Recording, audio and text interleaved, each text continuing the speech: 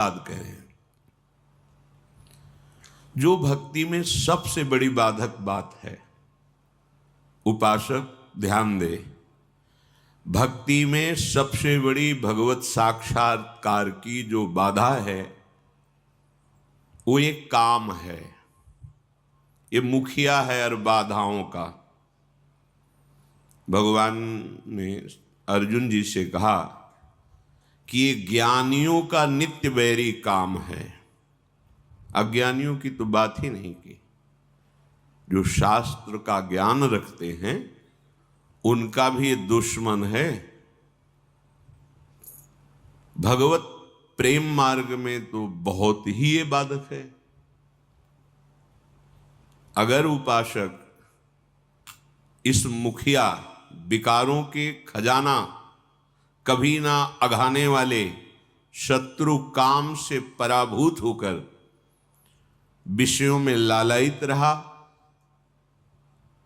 तो प्रिया प्रीतम के साक्षात्कार या सेवा बड़ा मुश्किल हो जाएगा, क्योंकि प्रेम और काम में बड़ा अंतर है। काम अंधकार, प्रेम निर्मल भास्कर। काम सुसुख वांछा राक्षसी वृत्ति, प्रेम निष्काम दैवी संपदा संपन्न। बहुत सावधानी के लिए वर्णन किया है। जो महापुरुष शास्त्रों में वर्णन करते हैं, ये राग द्वेष मुक्त चिदानंद भाव को प्राप्त है, तो इनके लिए किसी का भेद नहीं रह गया। स्त्री पुरुष, उत्तम अधम, ये तो द्वंद्वातीत अवस्था को प्राप्त महापुरुष हैं। पर ये अपनी सावधानी के लिए जो अपने लोग शरणागत हैं उस रस को प्राप्त करें। इसमें तर्क की जरूरत नहीं होती। महापुरुषों के वचन सुन करके स्वीकार किए जाते हैं, तर्कना नहीं रखी जाती। जो आश्रय और वासी हैं वृंदावन के, प्रिया प्रीतम के प्रेम रस को प्राप्त करना चाहते हैं, वो प्रिया प्रीतम के प्रेम रस को प्राप्त करना चाहते हैं, वो इस दुष्ट स्वभाव के वशीभूत होकर कोई आचरण ना करें। ऐसा नहीं कि ये हृदय में आएगा, नहीं आएगा, विकल करेगा, पर हमारे पास सुरक्षा कवच भगवत चरणारविंदों का आश्रय और नाम है, ये हमें बचाएगा। यदि हम नाम को पकड़े हैं तो हमारे हृदय को गंदा नहीं कर पाएगा, संकल्प बनाकर हमें भ्रष्ट नहीं कर पाएगा। अगर नाम नहीं है तो फिर आपके पास बल ही नहीं है, फिर तो गिरा ही देगा। ये तपस्या आदि के द्वारा नहीं रोका जा सकता। हृदय में जब आनंद की स्फूर्ति होती है फिर से उदासीनता होती है। नाम में आनंद, रूप में आनंद, धाम में आनंद, लीला चरित्र में आनंद, बहुत जल्दी निष्कामता प्राप्त होती है।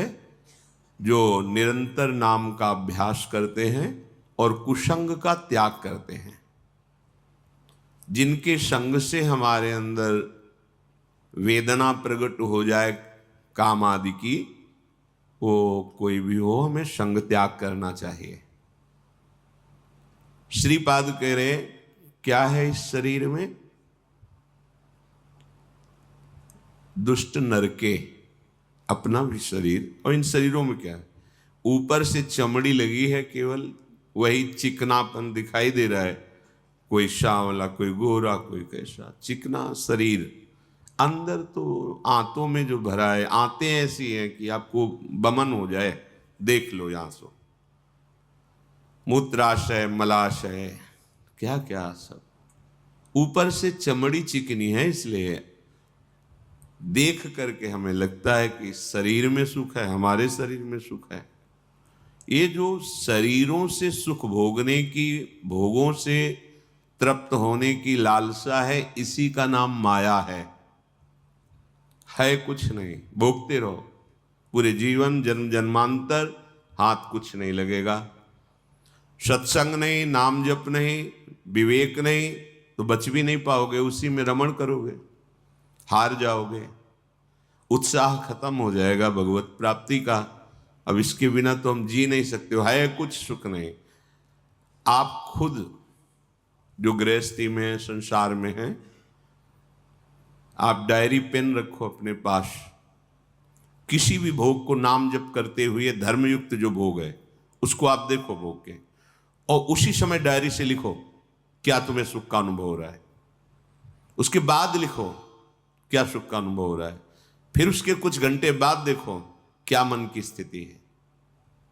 साधक अंतर्मुखी होकर हर क्षण निरीक्षण परीक्षण करता रहता है अपने हृदय में। बिल्कुल एक भ्रम है,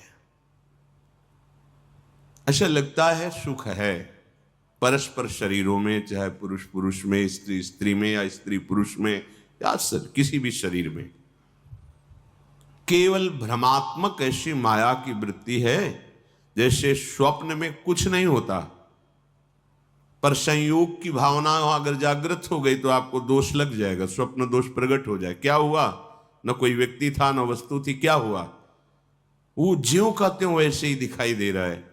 या दुखद वृत्ति, ज्यों का त्यों, ना कोई अस्त्र था, ना कोई व्यक्ति था, ना कोई दुख था, पर पूरा अनुभव होता है।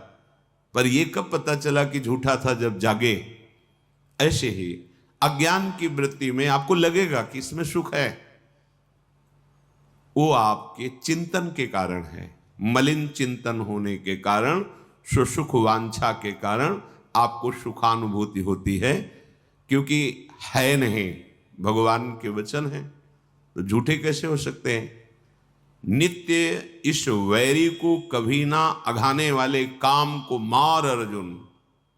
ये ज्ञान परमानंद प्रेम भक्ति इसमें बहुत बाधक है, क्योंकि इसमें सुख नहीं है। श्रीमद् भागवत में बड़े बड़े राज ऋषियों का, चक्रवर्ती सम्राटों का वर्णन आया है, फिर उनके अनुभवों का वर्णन दिया है श्री सुखदेव जी ने। क्यों सुनाया? परीक्षित जी तो परम भक्त हैं भगवान के, और आमरण अनशन व्रत लिए हैं, पानी भी नहीं पिएंगे, तो उनको भोग त्याग के उपदेश की जरूरत ही नहीं। तो गंगा किनारे बैठे ही भगवत चरणारविंद में प्राण त्यागने के लिए तक्षक काटेगा 7वें दिन। लेकिन आंतरिक राग महापुरुषों के वचनों को सुनकर मानने से ही छूट जाता है। यहां पूर्णे गतेपि करणे स्वावांत वन निवस राधिका रामे। तुम कान से सुनकर इसे स्वीकार कर लो, भोग कर अनुभव करके त्यागने के सामर्थ्य नहीं रखते हो। जैसे दलदल में फंसकर निकल नहीं सकता। आदेश कर रहे हैं करणे स्वांत, सुनो और अपने अंतःकरण में इस बात को स्वीकार कर लो।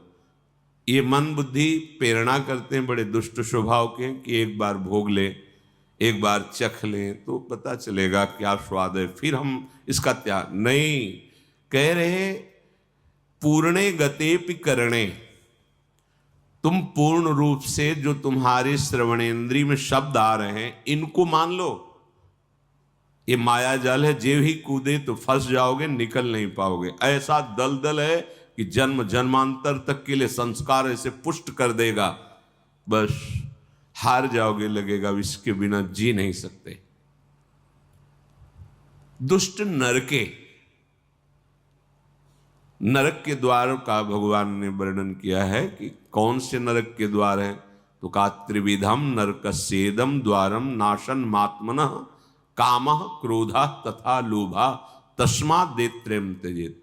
मतलब काम चेष्टा में अगर गृहस्थी में है, धर्मयुक्त है, तो वही उसकी पूजा बन जाएगी भगवान के लिए। संतानोत्पत्ति आदि सृष्टि के लिए भगवान की पूजा की भावना से भगवान को नमस्कार करके उनकी वो, अगर वासना पूर्ति के लिए केवल लीलाएं हैं, काम की चेष्टाएं हैं, तो फिर त्रिविधम नरकस्येदम द्वारम, यही नरक का गेम। मतलब आप बिल्कुल द्वार पे खड़े हो, अंदर जाने की आपकी तैयारी है। द्वार क्यों कहा है, नरक क्यों नहीं कहा? नरक इसलिए नहीं कहा कि आप लौट सकते हो, द्वार है अभी लौट सकते हो। आज से निश्चय करो अब लो निशानी अब ना नशई हो, तो आप आगे नरक नहीं जाओगे, वापस लौट आओगे। और अगर इसी में लगे रहे तो द्वार है, फिर आगे निकल जाओगे, फिर नरक भोगना पड़ेगा। नरक माने यंत्रणा, कष्ट, भयानक कष्ट, दुर्गति जिसे कहते हैं। दुष्ट नरके, ये दुष्ट काम आदि नरक पहुंचाते हैं। पर आकर्षण इतना जोर का है कि इससे जोर का आकर्षण हो तो हमें बचा सकता है। वो प्रभु के नाम में है। आपको अभी निरंतर जो नहीं भजन हो रहा, स्वाद नहीं मिला, इसलिए नहीं, अंतःकरण की ऐसी स्थिति हो जाती है, इच्छा ही खत्म हो जाती है। हम कह रहे हैं तो उस बात को समझो। अगर आपका नाम जब चल रहा है, आप किसी भी भोग को धर्मयुक्त जो हो, और आप फिर उसका अनुभव